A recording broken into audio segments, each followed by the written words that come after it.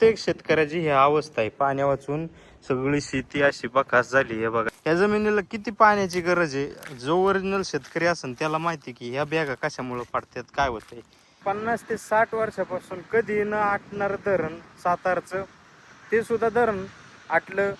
विहीर दाखवतोय बघा, आटली मित्रांनो, आटली पार.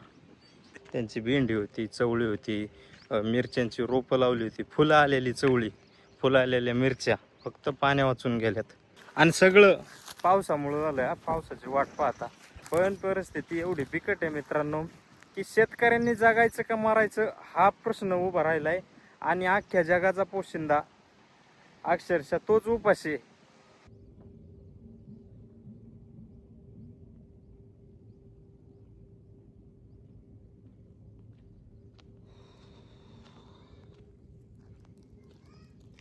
शेतकरी म्हणजे आपण सर्वच आलो. आपण आता जरी कामधंद्याला पुण्या मुंबईला असून तरी आपल्या वाडवडिलांनी शेतीच केलेली, त्याच्यामुळे आपण शेतकऱ्यांचे पुत्र आहोत. नमस्कार, सर्वांचं स्वागत आपल्या यूट्यूब चॅनलवर. आणि आजचा भाग काही लय लांबचा नाही, एकदम जीवाभावाचा आणि जिव्हाळ्याचा. आता मागच्या बॅकग्राऊंडला तुम्ही पाहिलंच असेल की अख्खी शेती नांगरून वगैरे ठेवली, आभाळ आलंय भरपूर सारं. हे बघा मागच्या साईडला, पण पाऊस काय वाट दाखवी नाही, कधी येतोय कधी नाही. आता ह्या साईडला जी रान आहे ही उभी पट्टी किती मोठी आहे मित्रांनो. आता तिकडं मागच्या साईडला गिन्नी गोले मी तुम्हाला दाखवतो, विहीर दाखवतो. त्या काकांचं असं झालं आहे की त्यांचं उभं पीक फक्त पाण्या वाचून जळालं. त्यांची भेंडी होती, चवळी होती, मिरच्यांची रोपं लावली होती, फुलं आलेली चवळी, फुलं आलेल्या मिरच्या फक्त पाण्या वाचून गेल्यात. म्हणजे एवढी बिकट परिस्थिती आहे पावसाची.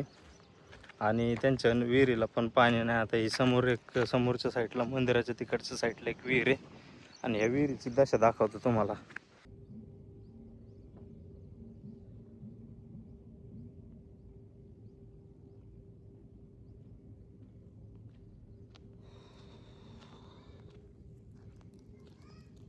विहीर आहे, पण आता विहिरीच्या क्षेत्रावर एवढं पट्टा, तिकडच्या साईडला ऊस होता, त्यांनी ना ऊस रोटर लावून तोडून टाकला. म्हणजे चांगला डोक्यात का म्हणजे खांद्यात कालता, त्याच्यानंतर ते ऊस तोडून टाकला. आणि तिकडच्या साईडला ऊस होता, ऊस तोडून टाकला. आणि ऊस तो म्हणजे त्याला दिला आणि त्या ऊसाचं हे करून टाकलं, कडबा कुटील देऊन टाकला.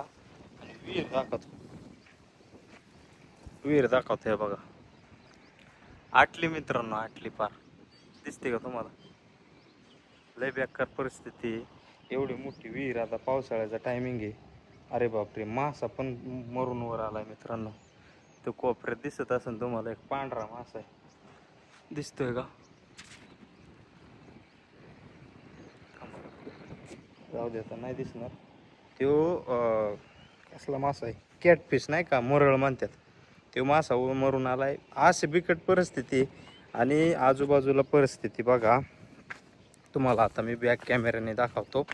हे बघा, फक्त पाण्या वाचून आणि ह्याच्या वाचून विहिरीतला तुम्हाला मासा दाखवायचा होता. त्या साईडला मासा मरून पडलाय बघा, तेवढा मोठा मासा मरून पडलाय. काय लय बिकट परिस्थिती, खाली पाणी गेलंय.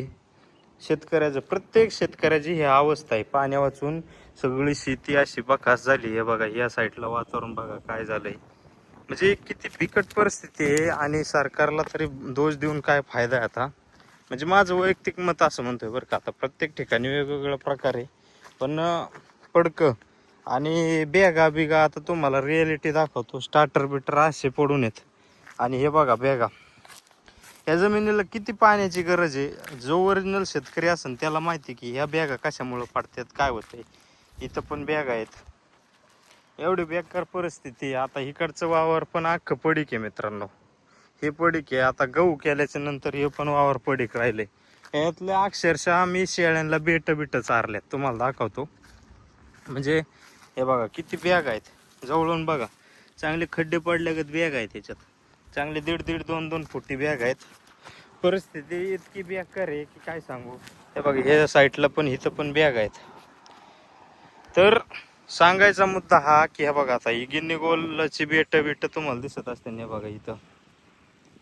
तर ही सगळी परिस्थिती एवढी बिकट चालू आहे मित्रांनो, आणि सगळं पावसामुळे झालंय. पावसाची वाट पाहता आता मागच्या साईडला बघा किती ढग दिसतंय, हे दिसतंय, पण पाऊस अजिबात नाही.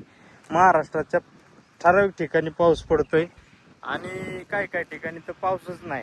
अक्षरशः आमची भीमा नदी तर आटून गेली. परत 50 ते 60 वर्षापासून कधी न आटणार धरण सातारचं, ते सुद्धा धरण आटलं. परत इकडचं आपलं पुरंदर साईडचं पण धरण आटलं. आज सगळ्या धरणांचं अवघड परिस्थिती तुम्ही बातम्यांच्या माध्यमातून पाहिलं असेल, सगळ्या गोष्टी पाहिल्या असतील.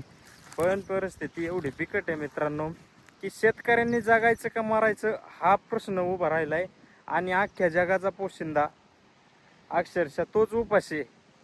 सध्याची परिस्थिती अशी आहे की जगाचा पोशिंदा शेतकरी तोच उपाशी आहे. तर जगाचं भागवायचं कशाहून? आणि सरकारी कर्मचाऱ्यांना, अधिकाऱ्यांना, साहेब लोकांना, नेत्यांना काही नाही. प्रत्येकाला जळ पोहोचली. मला तर वाटतं यावर्षी कोरडा दुष्काळ पडणार आहे. 72चा दुष्काळ वगैरे वल्ला दुष्काळ होता का हे मला माहित नाही, पण या वर्षी तर कोरडा दुष्काळ पडणार आहे असं वाटायला लागले. लय बिकट परिस्थिती. इकडं पाहिलं तर फक्त आता ही रानं जी आहेत ना या समोरची, ही पाण्याखालची रान आहेत थोडीफार. आपल्याला भीमा नदी असून सुद्धा अशी परिस्थिती आहे मित्रांनो ह्या साईडला. तर काय करायचं? हे पडीक आता 4-5 वर्षापासून पडीक असणारे रान या साईडला. परत घर वगैरे या साईडला बघा दिसत असते तुम्हाला. तर बिकट परिस्थिती या साईडला पण, तिकडं पण आणि इकडं पण.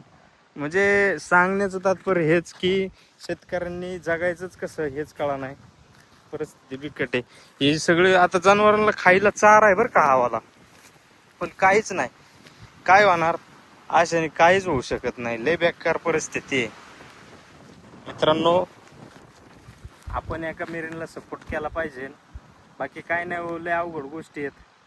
परिस्थिती बिकट चालू आहे. एका मेरीनला सपोर्ट करा. ज्यांच्या शेळ्या वगैरे बकरी वगैरे असतील त्यांनी एका मेरीनला सपोर्ट करा. शेतकरी वर्गांनी, मी आता माझ्या शेळ्यांना दुसऱ्याच्या रानातून गवत वगैरे आणतो, टाकतो. खायलाच नाही कुठं.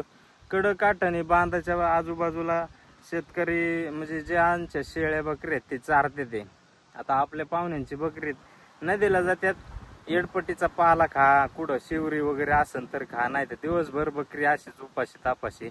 भेटलं तर भेटलं, चालली घरी परत. अशी रियालिटी चालू आहे. आणि सगळ्या शेतकऱ्यांच्या बाबतीत अशीच परिस्थिती आहे मित्रांनो. आता ह्यो समोरचा ऊस पण तोडायला चालू केलाय बरं का. हे समोरचा ऊस आहे ना, हे पण तोडायला चालू केलाय. आणि फक्त एकाच गोष्टीमुळं, ते म्हणजे पाणी. आणि पाऊस पडा नाही, काय व्हाय नाही. माझी एवढीच विनंती आहे की बाबा लवकर ऐक, पाऊस पडायला सुरुवात होऊ दे. माझ्या सर्व शेतकरी बांधवांचं कल्याण होऊ दे. कारण जर शेतकरी सुखी तर आपण सर्व जनता सुखी, काय म्हणायचंय. तर मित्रांनो, हा काय व्हिडिओ मी एक इच्छा म्हणजे ही इच्छा नसताना बनवलाय का, तर शेतकरी म्हणजे आपण सर्वच आलो. आपण आता जरी कामधंद्याला पुण्या मुंबईला असून तरी आपल्या वाडवडिलांनी शेतीच केलेली, त्याच्यामुळे आपण शेतकऱ्यांचे पुत्र आहोत. एक हात शेतीचा, एक हात मदतीचा, म्हणून या पद्धतीने मी आजचा व्हिडिओ केलाय. तर धन्यवाद मित्रांनो. इथंच थांबतो. भरपूर बोलायचंय पण वेळेअभावी इथंच थांबतोय. तर थँक्यू.